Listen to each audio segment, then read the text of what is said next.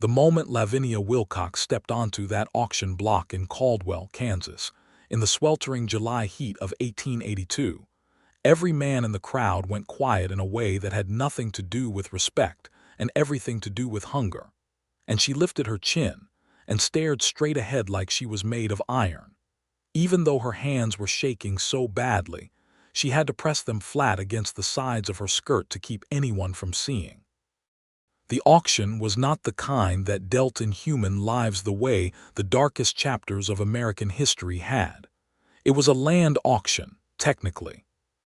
Lavinia's father, Enos Wilcox, had died 3 weeks prior, leaving behind 40 acres of prime grazing land along Bluff Creek, a 2-room farmhouse that leaked in the rain, a debt of $400 to the Caldwell Territorial Bank, and one daughter who had nowhere else to go. The bank, in its merciless efficiency, had arranged for the land and all its contents to be auctioned publicly, and in a cruel twist that Lavinia had not fully understood until she arrived, the auctioneer had decided that the widow's contract a legal arrangement where a man could bid to take on a homestead debt in exchange for a woman's hand in marriage, a practice that was common enough in frontier towns and utterly barbaric in equal measure. Applied to her situation since the deed listed her as the sole inheritor, and the bank required a male co-signatory to renegotiate the debt terms. So yes, in a very real and very ugly sense, Lavinia Wilcox was standing on that platform in the midday sun with the auctioneer beside her calling out her virtues like she was livestock. She was 24 years old. She had dark auburn hair that she wore pinned up beneath a straw hat that had seen better years, green eyes that could go from warm to sharp depending on what she thought of you, and a mouth set in a firm line that told you she was not the sort of woman who accepted the terms of the world lying down. She was not classically beautiful in the way that made men fumble for poetry. She was striking in the way that made them careful. The crowd that had gathered in the dirt square outside the Caldwell Mercantile was a rough collection. There were ranchers who had come to bid on the land and not on her, men who turned their hats in their hands and looked away from the platform out of some last remaining shred of decency. There were younger men who had come precisely because they heard there was a woman involved, and they leaned forward with the easy entitlement of those who had never been told no with any real consequence. There was old Pete Durbin from the neighboring spread, who was 60 if he was a day, mostly toothless, and who raised his numbered card before the auctioneer had finished his opening remarks with an air that suggested he found the whole thing to be perfectly reasonable. Lavinia stared out over their heads and did not cry. She had cried enough in the 3 weeks since her father had been lowered into the dry Kansas earth. She had cried in the dark of the farmhouse when she thought the walls could hold the sound of it. She had cried into the horse's mane on the morning she rode into Caldwell to speak to the bank officer and been told there was nothing to be done, that the terms were fixed, that the auction was set for July 14th. She had cried every tear she had available to her, and now she stood in the sun with her chin up and her hands flat against her dress, and she allowed herself exactly one thought, which was that whatever happened today, she was going to survive it. That was when Jedediah Wallace rode into the square. He came from the North Road, which meant he had ridden a distance, and the horse beneath him was a tall black animal that moved with a rangy, unhurried power that drew the eye before the rider did. Then the rider drew the eye and kept it. He was a big man, broad in the shoulder in the way that came from work rather than vanity, with dark hair that curled slightly at the collar from sweat and road dust.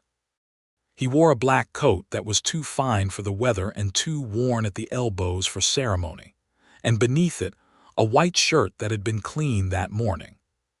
His jaw was strong and rough with several days' growth of beard, and his eyes, when the sun caught them as he slowed his horse at the edge of the crowd, were the particular dark gray of thunderclouds before they break open.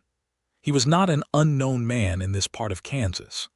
The murmur that went through the crowd when people recognized him was the kind of murmur that mixed admiration with wariness, the way people spoke about forces of nature.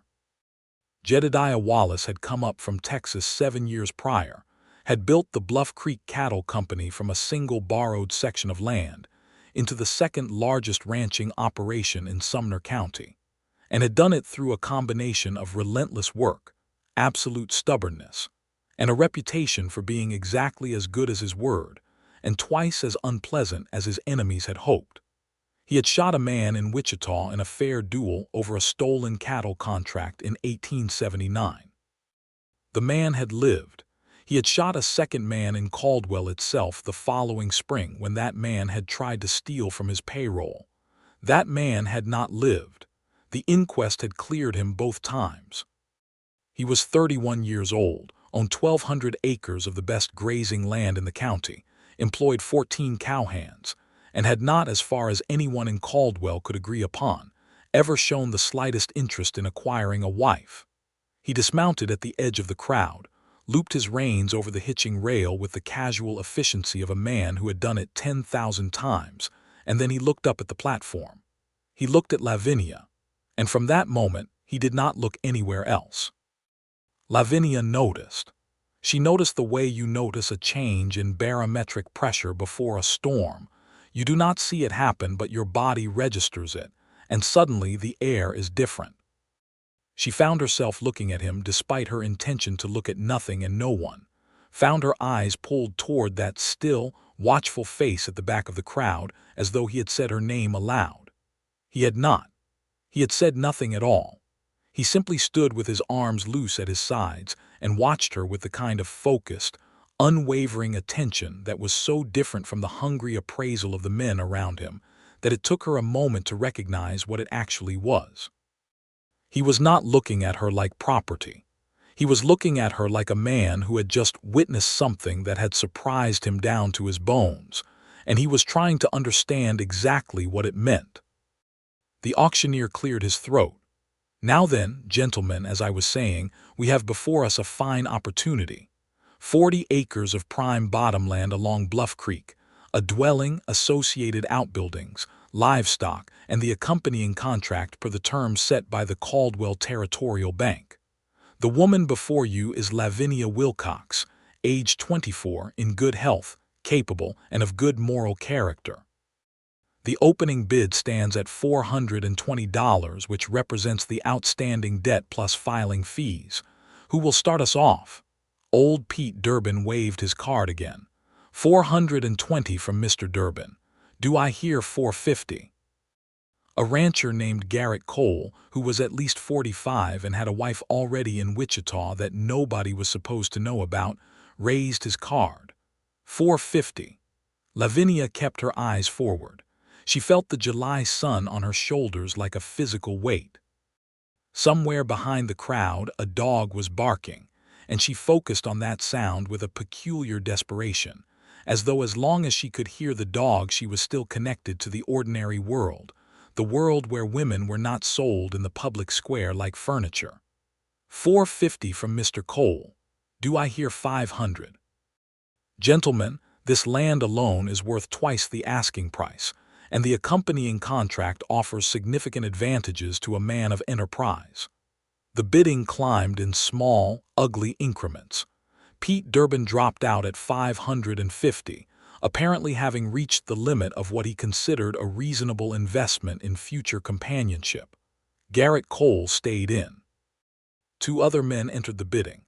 One a young rancher named Tommy Briggs who looked barely 20 and had the eager, thoughtless energy of someone who had not considered what winning this auction would actually mean, and one a man Lavinia did not recognize, a heavyset fellow in a brown coat who watched the proceedings with cold, calculating eyes that made her stomach clench. The bidding reached $700, then $8. The crowd was paying close attention now.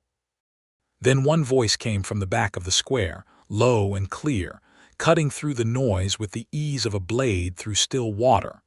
$1,000. The silence that followed was the loudest thing Lavinia had ever heard. Every head turned. Jedediah Wallace had not raised a numbered card because he had not obtained one. He simply stood where he had been standing since he arrived, weight balanced, arms loose, and he looked at the auctioneer with the expression of a man who expected to be taken seriously and always was. The auctioneer blinked. He found his voice. "Sir, you'll need a bidding number, the rules state, then give me one." Jedediah reached into his coat and produced a folded document, which he held up briefly before the man beside him took it to pass forward. "I have a letter from Thomas Hardwick at the Caldwell Territorial Bank confirming my eligibility to bid. My name is Jedediah Wallace. I believe you know it." The auctioneer read the letter. His eyebrows rose. He looked at the crowd, which had rearranged itself slightly, the way crowds do when danger enters the room, certain men stepping back and certain others standing straighter. Garrett Cole wet his lips. He looked at Jedediah Wallace. He lowered his card. Tommy Briggs looked at Jedediah Wallace. He turned his hat in his hands and stared at the ground. The heavy-set man in the brown coat narrowed his eyes and said, 1100. Jedediah looked at him for the first time. The look lasted approximately 3 seconds.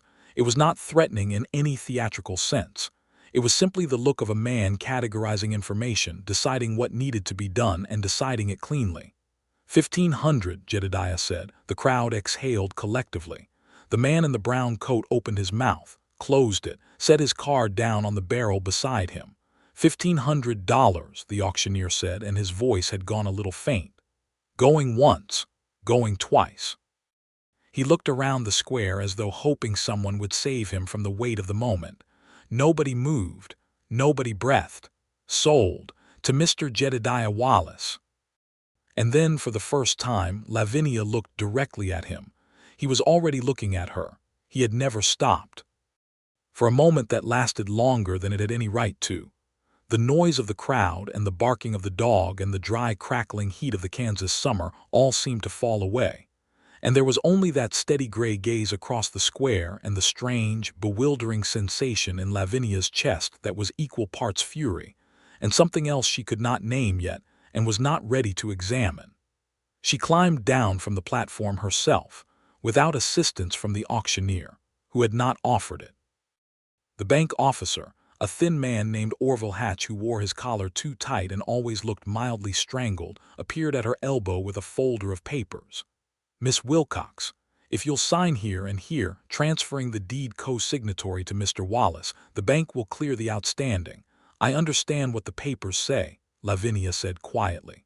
She took the pen he offered and signed where he pointed, and she did not let her hand tremble, not one single tremor. She was very proud of that later. She turned to find Jedediah Wallace standing 3 feet away. Up close he was even more substantial than he had appeared across the square, and there was something about his stillness that she found simultaneously reassuring and unnerving.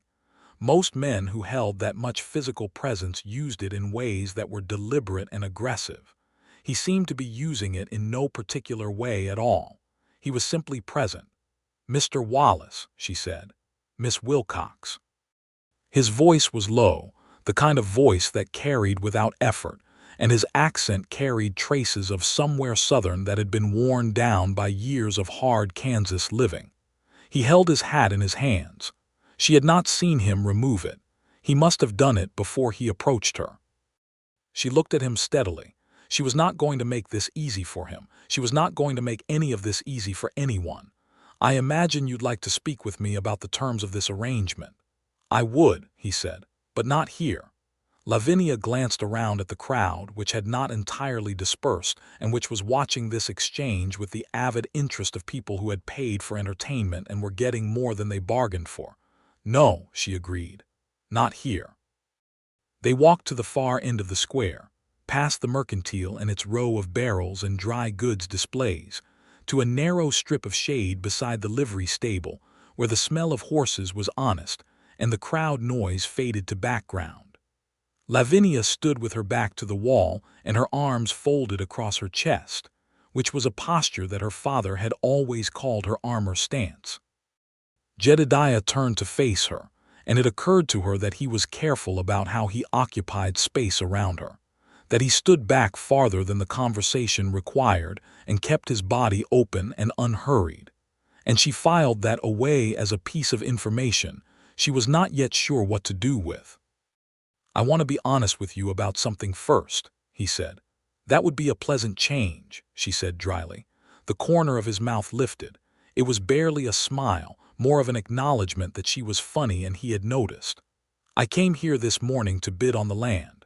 The Bluff Creek bottomland has the best natural water access in the county, and it borders my northern pasture. I have been watching that parcel for 2 years waiting for a reasonable opportunity to acquire it. That was all I intended. Lavinia waited. Then I saw you on that platform, he said, and something shifted in his voice, something that was not quite vulnerability but was the outer edge of it, and I found myself with a different intention entirely. She studied his face, looking for the performance in it, for the angle or the calculation she had been taught to expect from men who wanted things. She found a quality of directness that she did not know what to do with. He was not performing. He was telling her the truth, and he knew it was inconvenient, and he was telling her anyway. I need to be clear about something, Mr. Wallace, she said. I am not a piece of land. I am not a deed. I am not an arrangement or a contract or a solution to a banking problem. I understand the legal reality of what just happened, and I will not pretend otherwise, but I will tell you to your face that I do not intend to be a wife in name only, nor do I intend to be a wife who has no say in the life she is living. If those are the terms you are imagining, you should say so now, and we can discuss what other options exist. He was quiet for a moment. Then he said, "Those are not the terms I am imagining." "Then what terms are you imagining?" He looked at her with those storm-gray eyes for a long, considered moment. "I would like to offer you a choice. The first option, I pay the debt, the land transfers to my deed, and you are free to go wherever you choose. I will not claim any contract rights.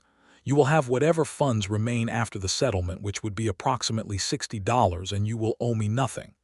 $60 was not enough to get anywhere, and they both knew it. She did not say this. She waited for the second option. "The second option," he said, "is that you come to Bluff Creek Ranch, as what we can discuss. If you are willing, I would court you properly, which means you have the right to change your mind at any point and the right to your own opinions and your own work and your own space within the household. There is a second dwelling on the property, a foreman's cottage that is empty since my foreman moved his family to Wichita last spring. It is not large, but it is private, and it is yours if you want it." He paused. "I am not asking you to be my wife today. I am asking you to give me the opportunity to be someone worth knowing." Lavinia stared at him. She had been prepared for a great many things. She had not been prepared for that. "You bid $1,500, she said slowly, "and you are offering to simply let me walk away with $60 and no obligation." "Yes, that is an extraordinary amount of money to spend on nothing. The land is worth $1,200 of it," he said, with that ghost of a smile again. "The other $300 I suppose I am prepared to call a poor investment if you choose the first option." She looked at him for a long time. The heat shimmered at the end of the alley, and somewhere down the main street, a horse was being shod, the clang of the blacksmith's hammer marking the seconds. She thought about $60 and the open road and where she would go. She thought about the farmhouse where she had grown up and which no longer belonged to her in any sense that mattered. She thought about the men on that auction platform and how Pete Durbin had raised his card before the auctioneer finished speaking. She thought about the way Jedediah Wallace had looked at her across the square, steady and surprised and entirely without predation. "The foreman's cottage," she said. "It is truly separate. You will not expect it has its own door," he said, "and its own key. The key is yours." "Then," she said, and her voice was steady, she made sure of it, "I choose the second option." He nodded once, the way a man nods when something important has been decided, and then he said, "Are you hungry? Because I have not eaten since before dawn, and there is a cookhouse on the ranch that is considerably better than anything available in Caldwell, and it is a 2-hour ride." She laughed. She had not expected to laugh that day, and it surprised her, the sound of it coming out genuine and a little rough. "I have my horse at the livery," she said, "and one trunk of belongings at the boarding house on 2nd Street. Then we will collect both," he said, and put his hat back on, and it was as simple and as complicated as that. The ride out to Bluff Creek Ranch took 2 hours through rolling country that had the particular golden beauty of Kansas in July. The tall blue-stem grass moving in waves under the wide sky. The creek line marked by cottonwood trees that were the only vertical things in a landscape that otherwise went on flat and enormous and indifferent to human concerns. Lavinia rode her own horse, a steady bay mare named Cora that her father had given her 3 years ago, and she rode beside Jedediah Wallace in a silence that was not uncomfortable, which surprised her. He pointed out landmarks as they went, not in the manner of a man trying to impress with what he owned, but in the manner of a man who had learned a piece of land deeply and liked talking about it. The place where the creek bent and pooled deep enough for catfish. The bluff itself, a low limestone ridge that ran northwest for half a mile and gave the ranch its name. A stand of hackberry trees that he said marked the boundary between his land and her father's land, the land that was now technically his. "What will you do with the Wilcox land?" she asked, because she needed to know and because asking directly was the only way she had ever operated. "I'll run cattle on it this fall," he said. "The bottomland has good winter grass. The farmhouse I would like to repair if that is agreeable to you." "It is not my farmhouse to have opinions about any more," she said, and the bitterness in her voice was not aimed at him, but it landed between them anyway. He was quiet for a moment. "Your father built that house. He and my mother both, before she died." She looked at the grass moving. "He built it the year they married. Took him 6 weeks. He was very proud of it." "Then it should be kept up," Jedediah said, simply and finally, and she glanced at him sideways and found him looking ahead at the road, his expression settled and decided. She did not say thank you, but she did not have to. The Bluff Creek Ranch announced itself first with the smell of cattle, and then with the sight of the main house, which was considerably more substantial than she had anticipated. It was a proper clapboard structure, not grand by any Eastern standard but solid and well-maintained, with a deep porch running along the front and a kitchen garden off to the south side that showed signs of having been tended by someone who knew what they were doing with soil. There were several outbuildings, a large barn painted red that had the prosperous look of a barn that was repainted on schedule, a bunkhouse, a smokehouse, a well, and on the eastern side of the property, separated from the main house by a stand of young oaks, a small cottage that had a blue door. Jedediah led her to it without preamble. He produced a key from his vest pocket and handed it to her. She unlocked the blue door and went inside. The cottage was a single room with a sleeping area at one end curtained off with blue calico, a small iron stove, a table and 2 chairs, and a window that looked out over the creek bend where the cottonwoods were. It was clean. It smelled of cedar and old wood, and very faintly of lavender, which she later learned was from a sachet that the former foreman's wife had left behind in the wardrobe and which she never had the heart to remove. She stood in the middle of the room and breathed. "The main house has a larger kitchen," Jedediah said from the doorway, not coming in. She noted, standing back and giving her the space of the threshold. "But there is a small cookstove here that functions. Mrs. Garrett, who cooks for the ranch, prepares the midday and evening meals, and you are welcome at both tables. You are also welcome to none of them if you prefer your own arrangements." She turned to face him.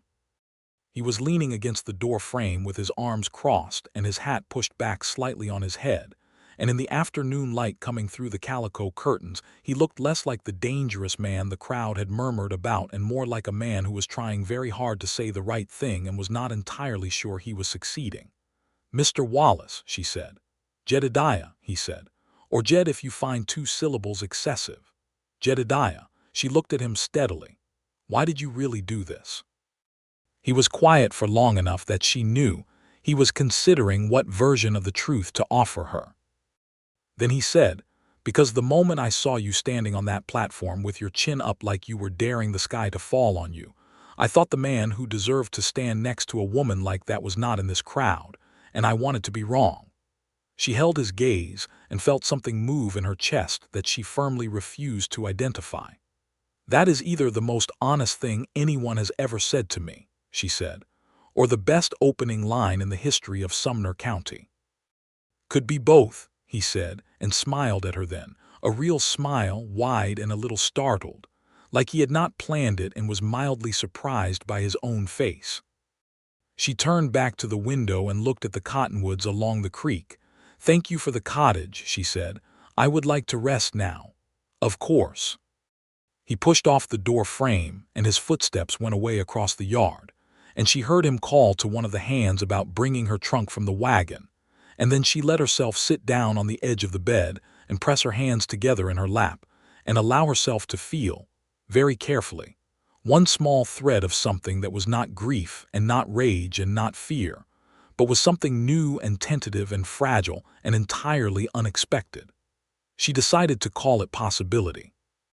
She woke the next morning before dawn, as she had always done on the farm, her body tuned to the same rhythms it had kept since childhood. She dressed in her second-best dress, which was a dark blue calico that had survived several years and multiple repairings, and was therefore comfortable in the way that well-used things become comfortable. And she went to investigate the small stove in the cottage, and found that whoever had filled the wood box had filled it to the top, which was a small thoughtfulness that she noted without comment. She made herself coffee, which was a luxury she had brought in her trunk, and she sat at the table by the window and watched the Kansas sky go from black to deep blue to the peculiar pale gold of a summer dawn. And she thought about her father and about the farm and about the auction, and about the man with the storm-gray eyes who had bid once and looked at her like she was the thing worth winning. At 6:45 she heard boots on the porch of the main house, and then Jedediah emerged around the corner of the cottage with his coat on and his hat in his hand, and he stopped when he saw her sitting at the window. "You are an early riser," he said. "Always," she said. "Would you like coffee? I made enough." He stood in the door of the cottage for a moment, clearly recalibrating whatever he had been expecting from this morning, and then he said, "I would, yes, thank you." She poured him a cup in the second mug she had brought from the farmhouse, a chipped blue thing with a willow pattern that had been her mother's, and he sat at her table in her cottage in the early morning light and drank it, and they talked. They talked about the ranch and about cattle prices, because Lavinia had grown up with a father who ranched, however modestly, and she knew something about it, and he recognized that she knew something about it, and he spoke to her accordingly. They talked about Caldwell and the changes it had gone through since the railroad arrived, the town growing faster than its good sense could keep up with. They talked about Kansas winters, which they both agreed were more personal in their ferocity than winters anywhere else. They talked about the auction, eventually, carefully, Lavinia asking the question she had not asked the day before. "That man in the brown coat," she said, "the one who bid against you at the end." Jedediah's expression shifted fractionally. "His name is Bernard Cutter. He runs a gambling operation out of Wichita and has land interests in the southern part of the county that he has been expanding aggressively. The Wilcox land would have given him water access he doesn't currently have." "And me," she said. "What would he have done with me?" Jedediah looked at her. She could see him deciding how honest to be and then deciding all the way. "Nothing good," he said. She nodded. She had suspected as much. "Then perhaps your bid was practical on more than one level." "Perhaps," he said. "Are you expecting gratitude for that?" she asked, not unkindly. "No," he said, "I'm not." She liked him for that. Over the days that followed, Lavinia established herself at Bluff Creek Ranch with the quiet thoroughness of a woman who had always known how to make herself essential without making herself small.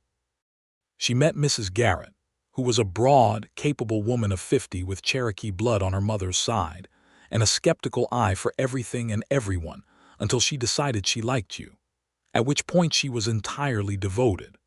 Mrs. Garrett decided she liked Lavinia on the third day, when Lavinia helped her put up 16 quarts of corn without being asked, and did not complain about the heat of the kitchen, and talked to her like one person to another rather than like a rancher's guest to a cook.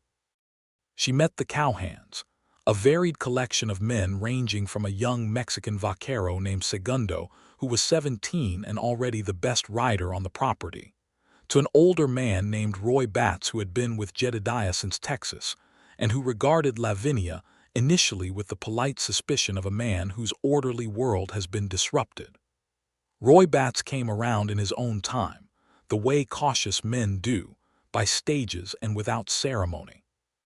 She walked the boundary of the Wilcox land every morning for the first week, reacquainting herself with the place that had been her home, making peace with the fact that it was now something else. She found it, in fact, somewhat easier to love the land without the weight of the debt and the loss and the fear attached to it. It was just land again. Good land, as Jedediah had said. Her father had known what he was doing when he chose it, even if everything after had gone sideways. On the 6th day, Jedediah found her sitting on the limestone bluff above the creek with her boots off and her feet dangling in the air, and a sketch pad on her knee, because she had always drawn, had always kept a paper and charcoal record of the things around her, and she had begun drawing the creek and the cottonwoods because it felt important to have that record, to hold onto the shape of the place.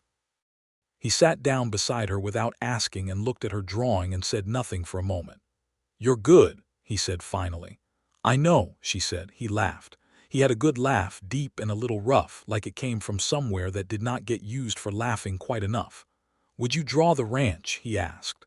"I have tried to commission someone to do it twice, and both times the man took the money and produced something that looked like it belonged in a child's primer." She considered him sideways. "What would you offer? What would you like? The north corner past your fence needs a new gate. The hinge is broken and has been broken from the look of it for at least 2 months. It bangs in the wind and I hear it at night." "Done," he said. "Then yes," she said, "I will draw your ranch." The gate was fixed the next morning. She began the drawing that afternoon. Courtship in the practical world of Bluff Creek Ranch was not the stuff of drawing-room novels or parlor piano songs. It was this: two people who were each accustomed to their own company learning to exist alongside each other, and discovering, with a mixture of surprise and pleasure, that the other person's company was not a subtraction but an addition. Jedediah brought her things without making them into gifts. He brought her a new journal when he went to Caldwell for supplies, simply setting it on her table with no ceremony and no expectation of response. He brought her a jar of good ink because he had seen her making do with the last of a bad bottle. He brought her back a novel from the lending library that the Caldwell Mercantile had begun stocking, marking inside the cover that it was due back in 3 weeks, because he was not the sort of man who made grand gestures, but she was learning, very attentively practical about the things that mattered. She cooked for him twice in the 2nd week without being asked, leaving meals on the main house porch on the evenings when she knew he would come in late from riding the far pastures. Nothing elaborate. A pot of beans and cornbread the first time, a pan of biscuits and smoked pork the second, and both times he ate what she left, and in the morning there was a note on her cottage door written in his direct, square handwriting saying only "thank you" or "once." Best biscuits in Sumner County. Which made her stand in her doorway and smile at the note longer than she had intended to. They talked every morning over coffee. It became a fixed point of the day, so fixed that on the morning he had to ride out before sunrise, and was not there when she came to the window and looked at the empty porch. She felt the absence with a clarity that startled her. On the 14th day, a Wednesday, Lavinia rode into Caldwell alone to arrange for her father's remaining personal effects to be released from the boarding house where he had stored them in his last weeks of illness. It was a practical errand and a grief-filled one, and she had not asked Jedediah to accompany her because she wanted to do it herself. She was loading the last of the boxes onto Cora's saddlebags on Main Street when she heard a voice behind her that made the hair on the back of her neck rise. "Miss Wilcox." She turned. Bernard Cutter stood on the boardwalk, wearing his brown coat despite the heat, and his eyes were the flat, estimating eyes of a man counting what he might take from a situation. He was not large in the way that Jedediah was large, but he was substantial in a different sense, the substantiality of accumulated appetite, and the willingness to satisfy it at others' expense. "Mr. Cutter," she said. "I understand congratulations may be in order," he said. "Though I confess I'm not entirely clear on what you're congratulating yourself for, since I understand the arrangement at Bluff Creek is somewhat looser than the standard contract." She kept her face still. She did not know how he knew that, whether it was gossip or something more deliberate. "My arrangements are my own business," she said. "Of course," he smiled. "I merely mention it because should you find the arrangement unsatisfactory at any point, I have a proposition of my own. The Cutter household in Wichita is well appointed, and the terms would be considerably more straightforward." He said it pleasantly, the way a pleasant man would say it, and it was somehow the pleasantness that made it most frightening. "I am not interested," Lavinia said, and turned back to Cora. "There are debts that shift over time," Cutter said from behind her, still pleasantly.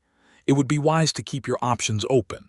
She mounted her horse and rode out of Caldwell at a steady pace because she would not run, and she did not look back. She told Jedediah about it that evening. She had considered not telling him, and then decided that was foolishness. She knocked on the main house door just before supper, and when he answered, she said, "I need to tell you about something that happened in Caldwell today," and she told him clearly and without editorial because that was her way. He listened without interrupting. When she finished, he stood in his doorway, and there was a quality to his stillness that she recognized now as the stillness of a man keeping tight control over a strong reaction. "He threatened you," he said. "He implied things," she said. "Whether that constitutes a threat depends on the interpretation." "In my experience," Jedediah said, "Bernard Cutter does not imply things that he does not intend. His implications are his intentions delivered in advance." He was quiet for a moment. "I should have anticipated this. The land acquisition will have irritated him considerably." "What will you do about it?" He looked at her. "I will speak to the county sheriff, who is a capable man and who has had his own professional interest in Cutter's activities for some time, and I will ask that when you ride to Caldwell, you let someone ride with you. Not because I think you cannot manage yourself," he added, with a directness that she appreciated, "but because I would rather not give Cutter an opportunity." "That is reasonable," she said.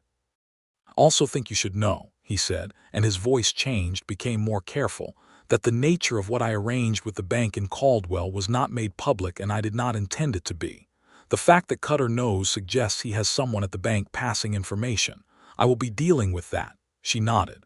She looked at him for a moment in the doorway light. "You are accustomed to managing problems quietly," she said. "It is generally more effective than managing them loudly." "And the shooting?" she asked. She had heard the stories and she wanted to know his version. "There are 2 men in this county's history." He was quiet for a moment, in the way she had learned meant he was deciding how true he was going to be. "Both times someone tried to take something by force that I had built or earned by work. I am not a violent man by nature, but I am a complete one by necessity." She considered this. "I am not frightened of you," she said. "I know," he said, and there was something in his voice that made the words sound like both a relief and a wonder to him. "That is one of the things about you, Miss Wilcox." "Lavinia," she said, his expression shifted. Something in it opened, like a room that had been closed for a long time. "Lavinia," he said. She went back to the cottage and sat by the window and looked at the dark shapes of the cottonwoods against the navy sky, and she admitted to herself, quietly and privately, that she was in a considerable amount of danger of falling in love with this man.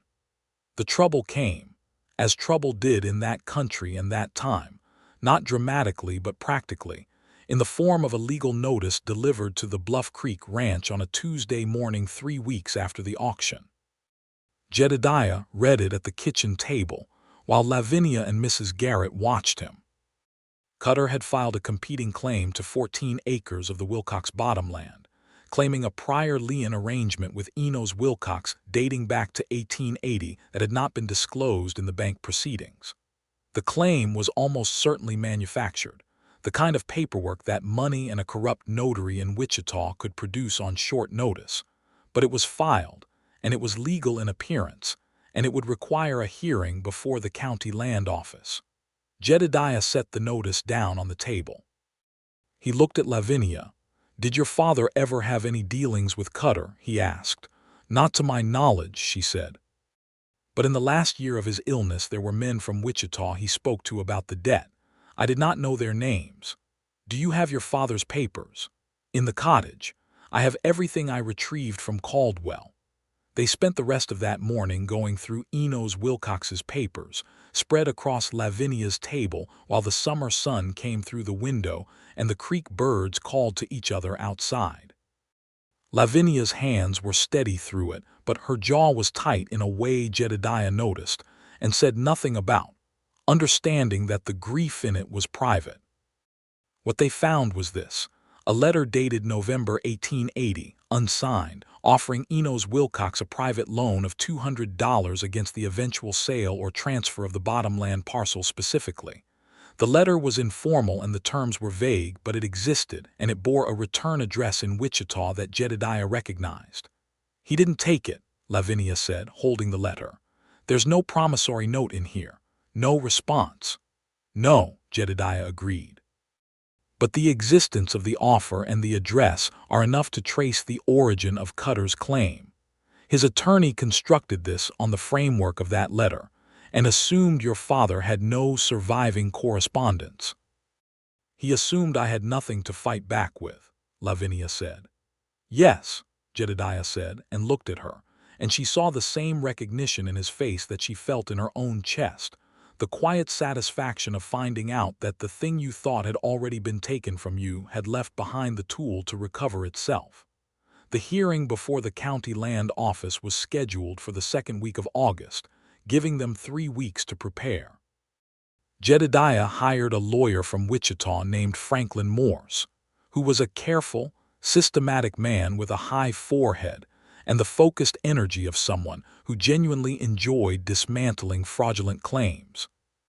Lavinia provided every document from her father's papers and gave testimony about his business dealings with the precision and clarity of someone who had kept mental records of everything, because she had always known that records mattered. In the evenings during those 3 weeks the rhythm of their days changed, because they were often working at the same table after supper, going through documents or discussing the case with Franklin Morse, and the working together was its own kind of intimacy, the intimacy of two people trusting each other with something important. One evening, late in the 3rd week, when the paperwork was done and put away and Mrs. Garrett had gone home and the ranch was quiet except for the night sounds of cattle and cicadas, Jedediah sat back in his chair and looked at Lavinia across the table and said, without any particular preamble, "I would like to ask you something." "Ask," she said. "Are you happy here?" She set down her pen. She looked at the question and at the man who had asked it, and she thought about all the honest answers available to her. "I am more at ease here than I expected to be," she said carefully. "I am more at ease with you than I expected to be. That is not the same thing as happy." "No," she agreed. "I think I am still deciding, but the deciding is going well." He looked at the lamp flame between them. "I know this is not what you would have chosen," he said, "if your father had lived, if the debt had not come due." "No," she said, "it isn't." "Does that make it wrong?" She considered this with the seriousness it deserved. "My mother used to say that God puts people in each other's paths by the routes they would never have chosen themselves," she said. "I did not always believe her. I am reconsidering." He looked at her then, and the lamp light was gold between them, and the night was enormous and quiet outside, and she felt the thing she had been careful not to name settle into her chest like something finding its place. "Lavinia," he said, and his voice had all of that careful steadiness in it, "I am not a man who says things he doesn't mean. I never have been. So I want to say plainly that what I feel when I look at you is something I have not felt before, and it is significant, and I think you deserve to know that." She looked at him for a long moment. Her heart was doing something entirely undignified in her chest. "Jedediah," she said quietly, "I think you should know that I feel something similar, and it terrifies me, and I intend to feel it anyway." He reached across the table and covered her hand with his his big rough hand over hers, a touch that was careful and warm and deliberate.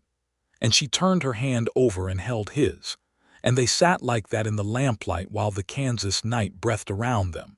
And it was not a grand moment by any operatic standard, but it was one of the truest moments of either of their lives.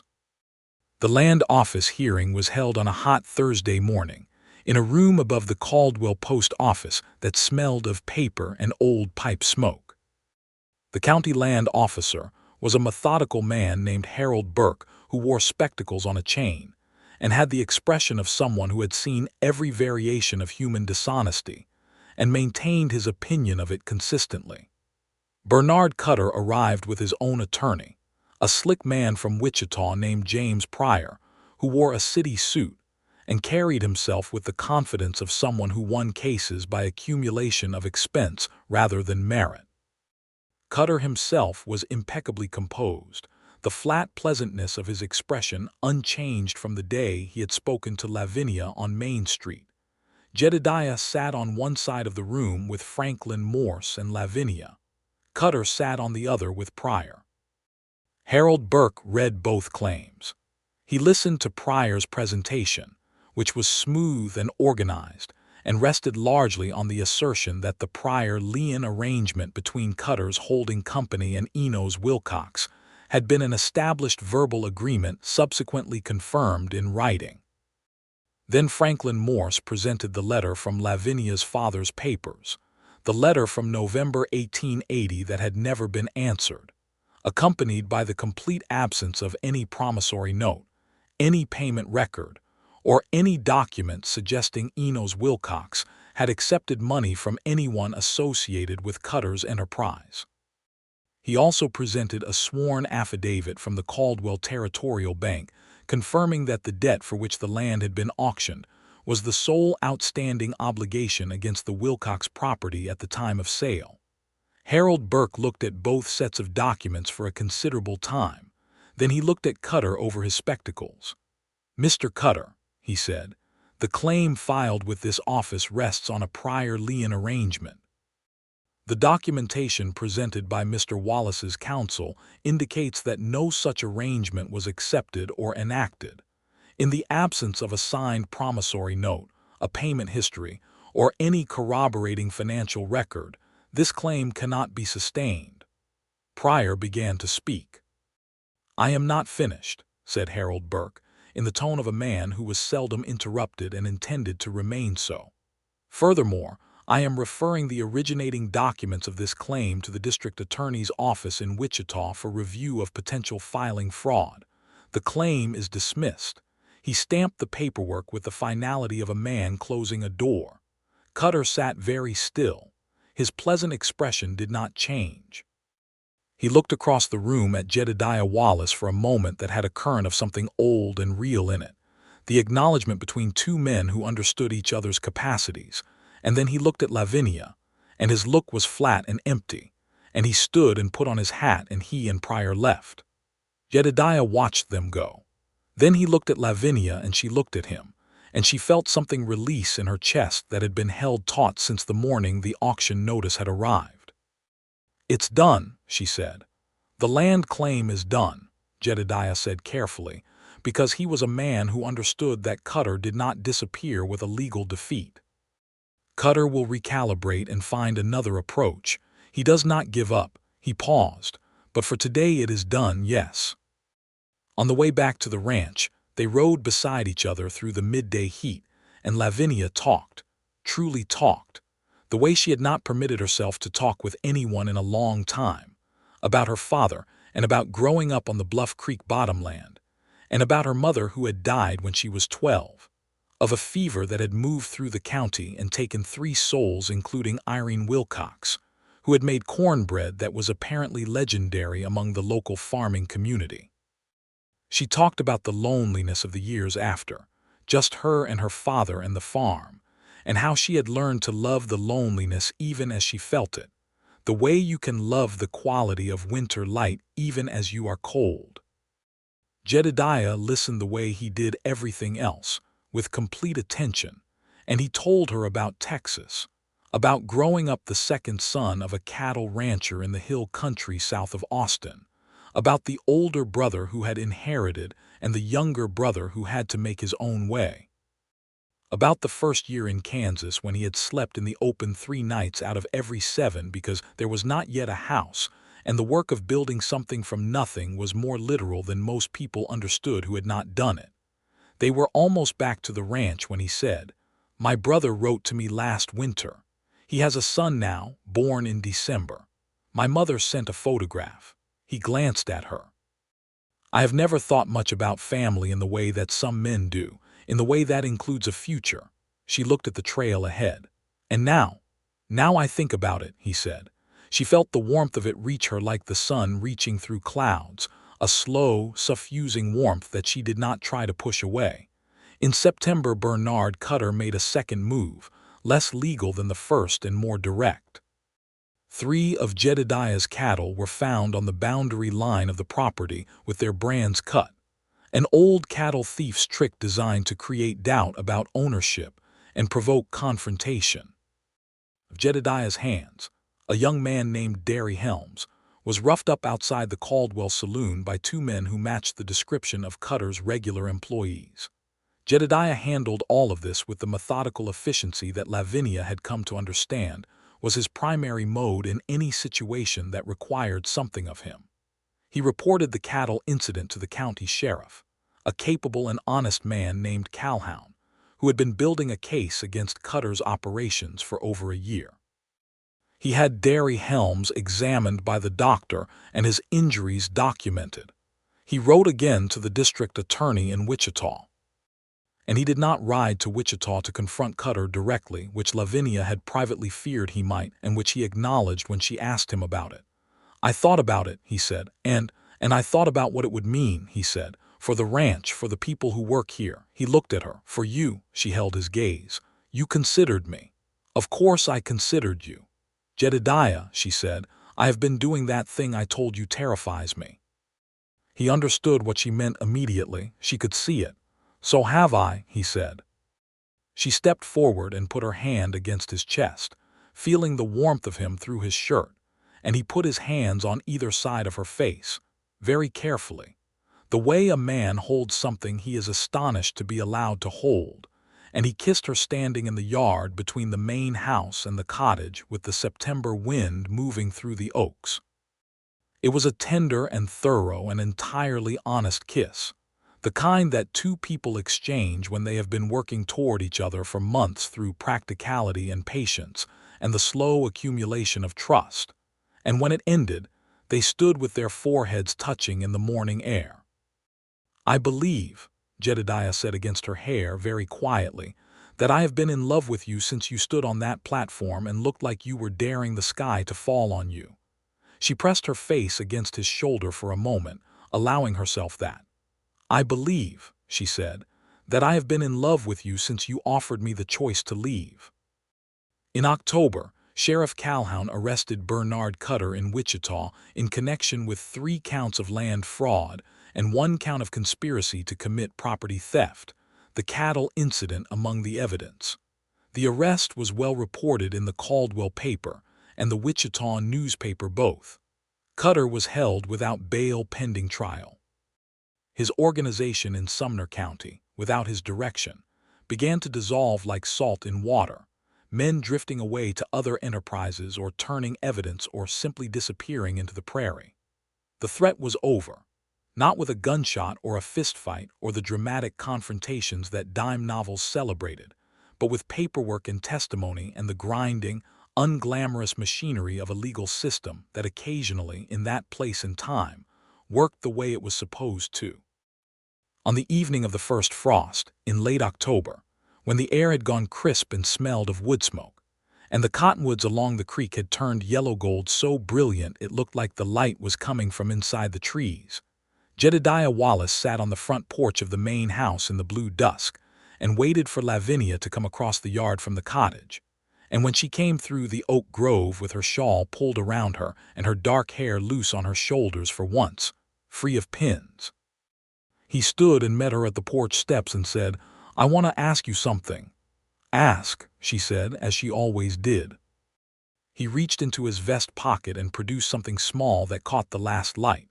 It was a ring, a simple gold band set with a small garnet the color of good red wine, and it was old, clearly, worn smooth at the edges in the way of something handled and treasured over time. "This was my mother's first ring," he said. "My father gave her a newer one when the ranch prospered. She kept this one. When I left Texas, she pressed it into my hand and said I would know when to give it." He held it in the space between them. "I would like to marry you, Lavinia, not because of a contract or a deed or a debt or an auction. Because you are the best person I have ever known, and because the world is better when I am in it with you." She looked at the ring in his palm. She thought about her mother, who had talked about paths and God's routing, and the places you find yourself against all the plans you had made. She thought about standing on the auction platform in the July heat and lifting her chin because there was nothing else she could do, and she thought about the man who had looked at her from the back of the crowd and not looked away. "Yes," she said. "Jedediah, yes." He put the ring on her finger and it fit almost exactly, needing only the slightest adjustment from Mrs. Garrett, who, when informed of the engagement the following morning, cried briefly and then immediately began discussing what needed to be cooked for the celebration dinner, which was her way of expressing everything she felt that was too large for words. They were married in November on a Saturday afternoon, in the yard of Bluff Creek Ranch, with the oaks bare, and the sky the clean cold blue of deep autumn and the creek running clear and low over its limestone bed. The ceremony was performed by the Reverend Thomas Adair from the Caldwell Methodist Church, a thin, energetic man who clearly enjoyed a wedding and performed this one with particular warmth. Roy Batts stood up for Jedediah, looking uncomfortable in his best coat and keeping his expression fixed in the determined stoicism of a man who is going to get through this and will not be seen to enjoy it, though Lavinia caught him smiling twice. Mrs. Garrett stood with Lavinia and brought flowers she had somehow produced in late November by growing them inside in a window box with a dedication bordering on stubbornness. Young Segundo was there in a clean shirt, and the other hands, and two families from neighboring ranches who had become neighborly over the past months, and a woman named Dorothy Crane from Caldwell who had known Lavinia's father and who held Lavinia's hand before the ceremony and said that Enos Wilcox would have been proud, which was both the kindest and the most difficult thing anyone said to her that day, and she held on to it carefully for the rest of her life. Jedediah looked at her through the whole ceremony with the same steady attention she had first noticed across the square in July, that unwavering quality of seeing that had unmade her in the middle of her worst day and put her back together differently. She looked back at him and felt the certainty of it settle into her bones. When the Reverend asked if she would take this man, she said yes with enough conviction that someone in the back of the small crowd laughed softly, and Jedediah smiled his wide, surprised smile, and she thought she might remember this exact moment forever. They moved into the main house together after the ceremony, the cottage becoming, as Lavinia put it, the guest accommodation for when Jedediah's brother and family visited, which they agreed would happen the following summer. The main house had more room than she had fully explored in the months she had been at the ranch, and she discovered things she loved about it gradually. The wide kitchen with its two windows that caught the morning sun, the sitting room where Jedediah had 3 walls of books she had not fully noticed before, and which she began methodically to read her way through, the bedroom upstairs with its deep window seat that looked out over the creek bend. She hung the drawings she had made of the ranch on the walls of the sitting room, the creek and the bluff and the barn and the cottonwoods in all their seasonal variations, and Jedediah looked at them arranged together and said something quiet and grateful about having someone who saw the land the way it deserved to be seen. She began a new project that winter, drawing the Wilcox farmhouse as it had been when she was a child, working from memory and from the sketches she had made as a girl, and this project lived on her table in the sitting room for months, growing as the winter deepened, a record of something lost that was also a way of keeping it. Jedediah would sit across from her in the evenings with his ledger books or his correspondence, and look up sometimes to watch her work, and she would look up and find him watching, and it was a domestic peace so steady and complete that she had to remind herself it was real. Bernard Cutter's trial in Wichita concluded in March of the following year, with a conviction on 2 of the 3 fraud counts and a fine and a suspended sentence, which was less than justice demanded but more than Wichita politics usually permitted, and his land interests in Sumner County were dissolved by court order. The 14 acres of Wilcox bottomland were confirmed entirely and irrevocably in Jedediah's name. Lavinia felt the news settle around her like a door finally closing, the chapter of fear and threat completed.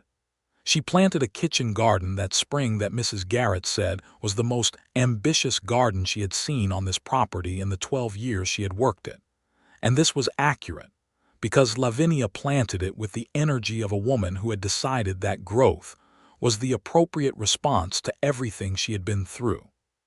Tomatoes and squash and green beans and 2 kinds of peppers, and a row of sunflowers along the south fence that were entirely impractical and entirely necessary. She also, that spring, began to teach.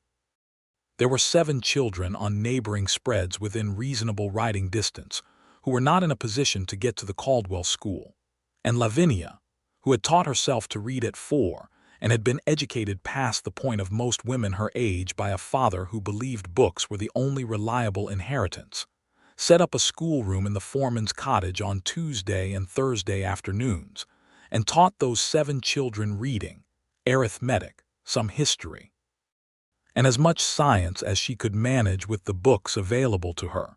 She wrote to the Kansas State Board of Education to inquire about formal certification. She received a favorable response. Jedediah watched all of this with the steady, warm attention she had come to know was simply how he loved people, by seeing them completely and then getting out of the way and letting them be what they were. He rode over to the neighboring spreads himself in the early weeks of the school to speak to the fathers about it, because he understood that some of them would need reassurance that this was a worthy use of their children's time, and his reputation carried a weight in the county that opened doors her words alone might not have. She thanked him for it one evening. He said, "You don't need to thank me." "I know," she said. "I want to." He looked at her across the supper table with that particular expression she had catalogued over the months, the one that was not quite a smile but lived in the same neighborhood, the expression of a man who is regularly surprised by how much he feels and considers this a reasonable situation to be in. In the middle of that first summer of their marriage, on a warm evening in late June when the light lasted until almost 9 and the air smelled of warm grass and the distant cattle were quiet, Lavinia sat on the porch steps and watched the bats come out over the creek and held a piece of news she had not said aloud yet, letting it exist for a moment only in herself. Then she heard Jedediah's boots on the porch boards behind her, and he sat beside her on the steps, close enough that his shoulder was against hers, and he looked at the last light over the bluff with the peaceful quality of a man who has come to the end of a long day's work and finds it sufficient. "Jedediah," she said. "Lavinia," he said. She turned to look at him. He looked back. In the golden evening light, he was the man who had stood at the back of the square and looked at her without looking away, and he was also someone much more than that, more knowable and more dear and more solid in her life than she had understood it was possible to love someone. "We are going to have a child," she said. He went very still for a moment, the particular stillness that was not shock but was the receiving of something too large and too good to process at ordinary speed. Then he reached over and took her hand and held it, and his thumb moved over her knuckles in slow circles, and he looked at the creek and the last light and the yellow bats above the cottonwoods. "When?" he asked. "February, I think. Maybe late January." He was quiet for a moment longer. Then he turned and looked at her with an expression she had not seen on his face before, open in a way that was beyond his careful containment, something that was joy and tenderness, and the particular vulnerability of a man who has been given more than he thought he was allowed. "Lavinia," he said, and his voice had that roughness in it that she had learned meant he was feeling something he did not have sufficient words for. "I know," she said softly. He put his arm around her shoulders and she leaned into him, and they sat together in the Kansas summer evening watching the light fade over the land that was theirs, that they had defended and worked and grown and planted, while the creek ran below the bluff, and the cottonwoods moved in the warm night wind, and somewhere across the pasture Roy Batts was singing an old Texas song to no one in particular, his voice carrying thin and clear in the dark. The winter was hard. Kansas winters were always personal in their ferocity, as they had agreed that first morning over coffee, and the winter of 1882 into 1883 delivered on the promise of that adjective with blizzards that piled the snow against the barn doors, and a cold snap in December that froze the creek solid for 3 weeks. The ranch kept functioning because it had been built to function in exactly this, with deep stores of hay and grain, well-chinked walls, and the practiced competence of men who had done this before. But it was consuming work, and Jedediah came in at night with the cold in his coat, and his face reddened from the wind and his hands rough from the cold, and Lavinia would have supper on the table and the fire built up, and he would sit down, and she would sometimes sit across from him, and sometimes beside him, and sometimes, in those very cold nights, she would sit with her back against him in the upholstered chair before the sitting-room fire and read aloud to him from whatever book she was working through. And he would listen with his hands around a mug, and his chin resting on the top of her head, and the whole house settled into warmth. She taught through most of the winter, those Tuesdays and Thursdays, driving out to the cottage in the small sleigh that Jedediah had found packed away in the back of the barn, and had repaired in November for exactly this purpose, saying only that he did not want her riding in the deep snow when a sleigh was available, and she had accepted this practical care without making it into something larger than it was, though it was, of course, something quite large. The baby came in the last week of January, which meant the snow was still deep, and the nearest doctor in Caldwell could not make the ride in time, a fact that Jedediah handled with a controlled urgency that Lavinia, in the harder hours of that night, found oddly comforting. Mrs. Garrett had been at the ranch since the week before, having announced with the authority of a woman who made her own arrangements that she intended to be there, and it was Mrs.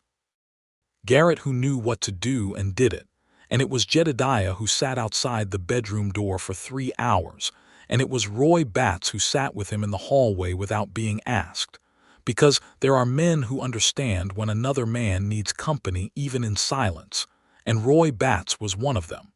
The baby was a boy. He was born just before midnight on January 27, 1883, and he was healthy and large, and announced himself to the Bluff Creek Ranch with a volume that made Roy Batts, outside in the hallway, press his lips together in a line that was either a smile or a prayer.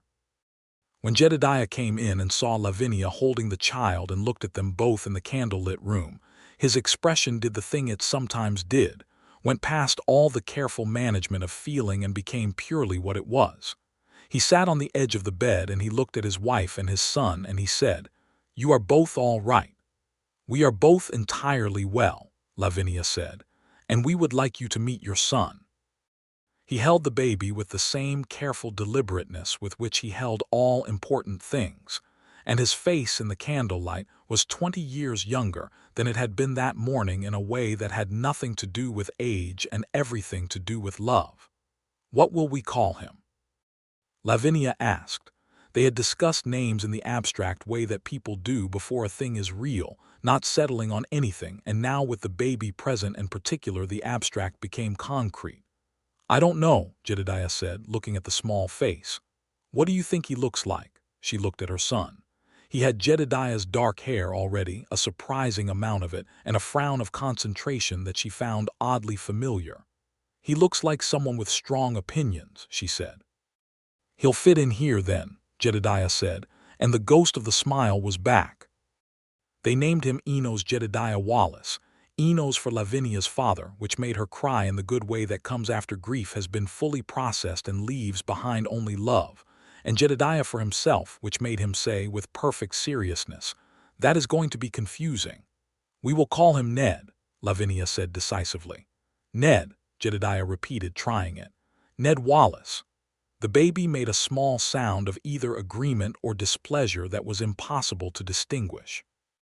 Ned Wallace grew into a boy who had his mother's green eyes and his father's stubborn jaw, and both their dispositions toward saying exactly what he meant, which made him simultaneously the delight and the mild trial of everyone who loved him. He was walking by the time the summer came back to Bluff Creek, and Mrs. Garrett said that she had expected nothing less because he had clearly decided the world was not going to wait for him, and he was not going to wait for it. Jedediah's brother Thomas came that summer as planned, with his wife Clara and their toddling son Andrew, and the ranch was briefly noisy in a way it had not been before. Thomas Wallace was a lighter version of his brother, the same strong jaw and dark eyes but worn with less gravity, and he and Lavinia liked each other immediately, which Jedediah observed with a satisfaction he tried to keep quiet about and which Lavinia noticed and teased him for, gently.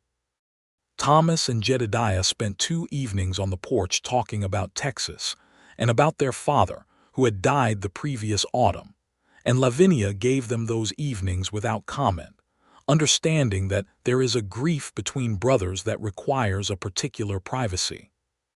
The summer visit ended with plans for the next one and a promise from Thomas that if the Texas range continued to dry as it had been drying, he might be looking at Kansas acreage, which Jedediah received with the carefully composed neutrality of a man who was in fact extremely pleased. That autumn, Lavinia received her formal teaching certification from the Kansas State Board of Education, the first certified teacher in a 10-mile radius of Bluff Creek, and the schoolroom in the foreman's cottage, which had expanded to 11 students by October, became the official Bluff Creek Township School, a designation that brought with it a small quarterly allocation from the county that paid for new books and a better stove. She was 25 years old when she received that certification, and she held the document in both hands in the kitchen and felt her mother in the room with her. That certainty you have sometimes of the presence of people you have loved and lost. Jedediah came in from the morning's work and found her at the kitchen table with the document and said, "Is that it?" "That is it," she said. He sat down and looked at it and then looked at her and said, "Your father would have loved this. He would have told everyone he met about it," she said. "He would have been insufferable." "Good," Jedediah said.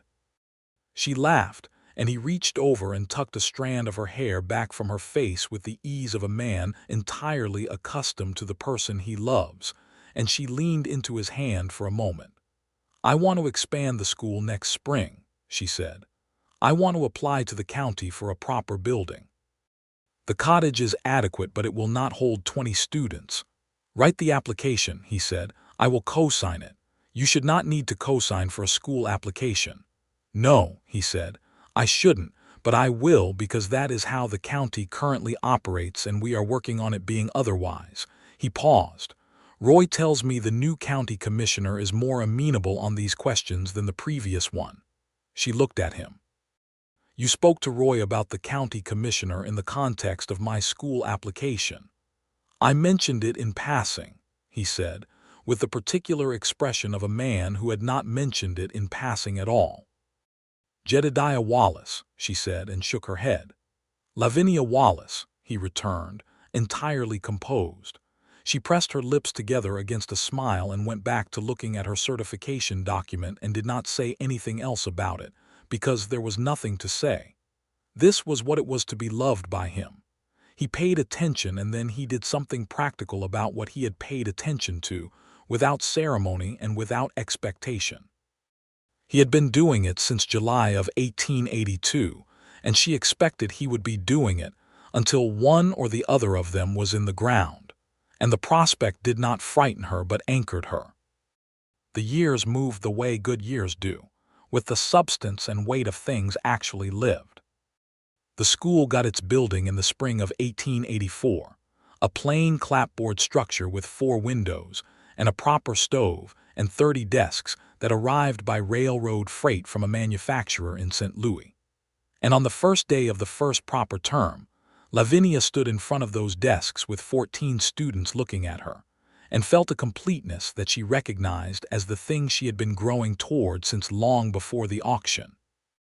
Since the years of lonely study in the farmhouse, and the years of trying to make meaning out of isolation. She taught not just the children of ranchers and farmers, but also the children of the men and women who worked the land and were paid less for it, and respected less for doing it.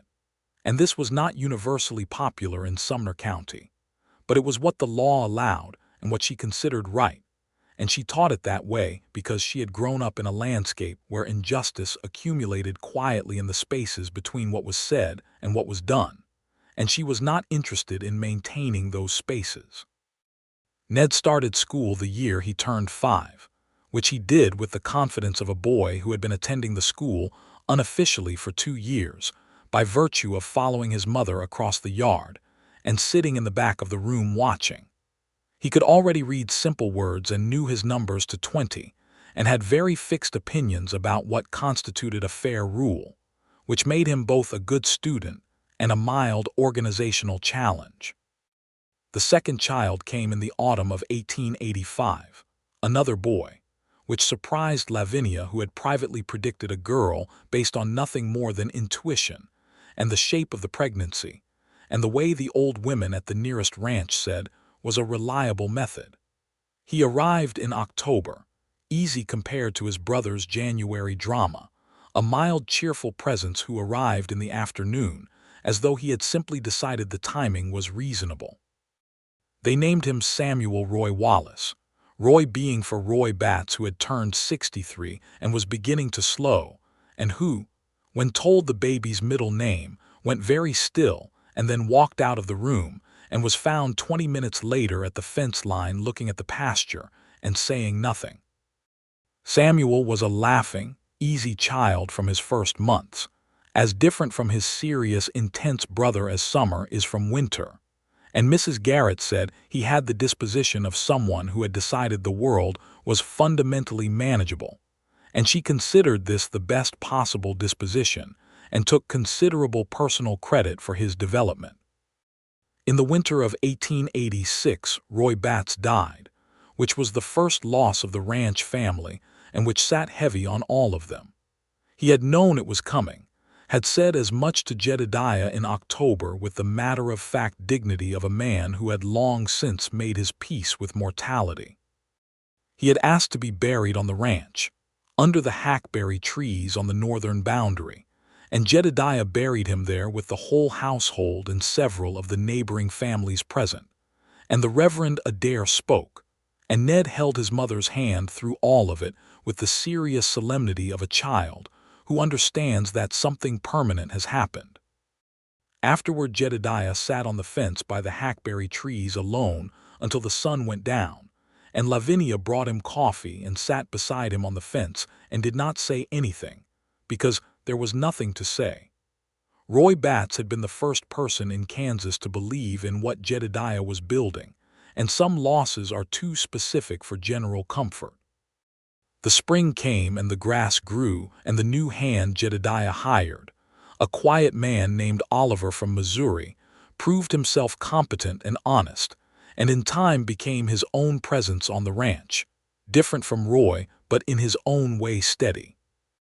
Life had this quality of continuing, which was sometimes its grace, and sometimes its brutality, and mostly both at once. The school expanded again in 1887, adding a second teaching day and eventually a second teacher, a young woman named Harriet Cole who had come west from Ohio, and who turned out to be excellent with the younger children in ways that freed Lavinia to teach the older ones more sophisticated material. Lavinia and Harriet became friends in the practical way of women who work together toward the same purpose, a friendship made of shared frustrations and shared satisfactions, and the occasional shared supper at the Bluff Creek kitchen table.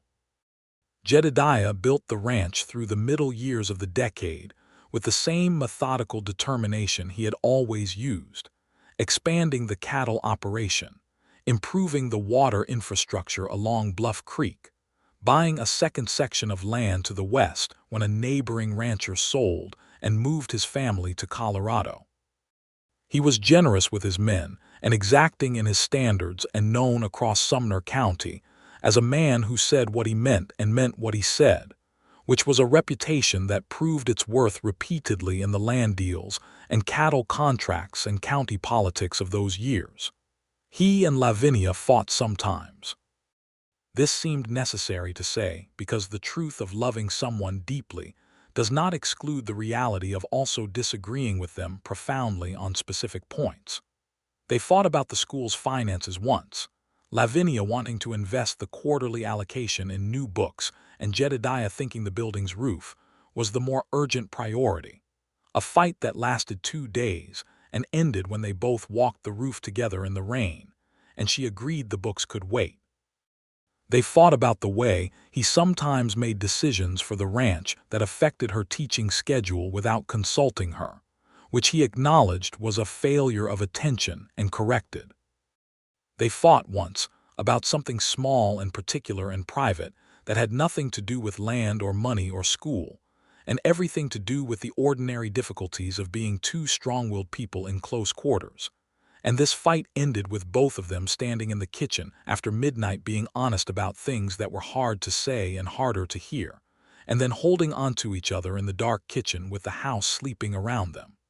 They were, in the ways that count, deeply well matched. Not without difficulty, but with the kind of fundamental orientation toward each other that made the difficulties navigable, that made every disagreement ultimately about finding the better answer rather than about winning. She had said, that first morning in the cottage, that the deciding was going well. It continued to go well. Ned Wallace grew into a boy, and then into a young man with his mother's way with words and his father's way with land, combining them into an interest in the natural world that was more systematic and more thorough than either of his parents, and which led, eventually, to correspondence with a professor at the University of Kansas who had read a paper Ned had written about the grass species of the Bluff Creek bottomland. But that was later and further along the road than the span of these years. In the early summer of 1888, Lavinia's school had 23 enrolled students and a properly functioning teachers' association that she had helped organize across 6 townships, and the Kansas State Board of Education cited the Bluff Creek Township School in its annual report as a model of frontier education. She sent the citation to her father's grave, folded under a flat rock beside the headstone on the Wilcox land, which was a private ritual that required no explanation. Jedediah read the citation in the kitchen after supper with Ned on one side of him and Samuel on the other, both boys technically too young to understand what they were reading but following along with the attention of children who have been taught that written things matter. "Your mother built this," Jedediah told them. Not with pride exactly, because pride implies possession, but with something that was more like reverence. Lavinia, carrying dishes to the kitchen, heard him say it and stopped in the doorway for a moment. 6 years had passed since July of 1882. 6 years since the auction square and the July heat, and the man with storm-gray eyes who had bid once and never looked away from her. The garnet ring was on her finger where it had been every day since November of that year, worn smooth now at the setting, the gold warm and familiar. Her auburn hair had a few gray threads in it now, which she did not mind, and her green eyes were still the kind that went from warm to sharp depending on what she thought of you, and she stood in the doorway of the house that had become hers not by force but by love and by the slow, accumulated work of 2 people who had chosen each other past the point of any contract. She set down the dishes and walked back to the kitchen table and sat in the chair beside Jedediah, and he looked up from the citation with the expression she loved best, the wide, surprised smile that his face had never quite learned to expect. She took his hand under the table, where the boys could not see, and held it. She thought about her father telling her once, in the last year before he was sick, that the best thing he had ever done was stay on that particular piece of Kansas ground long enough for it to know him. She had not understood then what he meant by the land knowing you. She understood it now. She understood it in the weight of the soil and the curve of the creek and the particular slant of light over the limestone bluff in October, and the way Bluff Creek Ranch held its people with a steadiness that was not just geography, but was also the record of all the love and work and grief and growing that had happened on it. The summer deepened around the house. Through the kitchen window, the sunflowers in her garden were at their full, enormous gold height. Ned was explaining something to his brother about the way catfish behaved at the creek bend, inaccurately but with great conviction. Mrs. Garrett's footsteps moved across the back porch. Somewhere across the yard, Segundo, who was 23 now and had become the best horseman in the county, was singing something in Spanish to the horses he was working. Jedediah pressed her hand under the table. She pressed back. "Are you happy?" he asked quietly, and she recognized the question as the echo of the one he had asked her so long ago in the lamplight, when they had been new and tentative and still finding the edges of each other. She turned to him and looked at him the way she had learned to look at things that mattered, directly and completely, and without pretense. "Jedediah," she said, "I am so happy it surprises me every morning." He looked at her with those storm-gray eyes that had first seen her across the square in Caldwell in the summer of 1882, and had not, in all the years since, stopped seeing her. "Good," he said simply. And the Kansas evening came down golden over the bluff, over the cattle and the cottonwoods and the blue door of the cottage and the hackberry trees, where Roy Batts lay sleeping in the good earth, over the schoolhouse and the garden and the land that had been loved and fought for and tended and handed down. And Lavinia and Jedediah Wallace sat together at the kitchen table of the house they had made, and outside their boys were growing, and inside there was warmth, and the evening star came up bright over the limestone ridge. And it was enough, it was more than enough, it was everything.